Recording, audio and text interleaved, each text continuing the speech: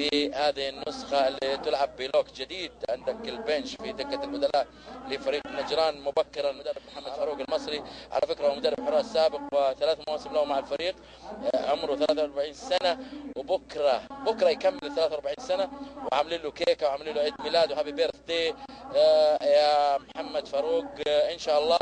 هناك أيضا على البنش إلى خارج الملعب ناحية خالد سكي ياخذ خطأ نجرانية عاملين له كيكة كبيرة كده هابي بيرث داي. التكتيك حيتغير عند محمد فاروق.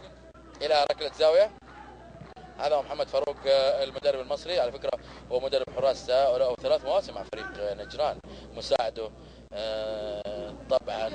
إلى خارج الملعب إلى ركلة مرمى، مدير فريق الاستاذ مهدي جوبان، هو مدير فريق تبقى حتى نهاية هذا. ولكن ماذا عن المصري محمد فاروق اللي ملعب الكرات العرضية بطولات في الملعب واللعب الممتع، بس بعيد عن اطار اللعبه كانت خطره. نحن نسير في الوقت بدل الضائع من حكم المباراه.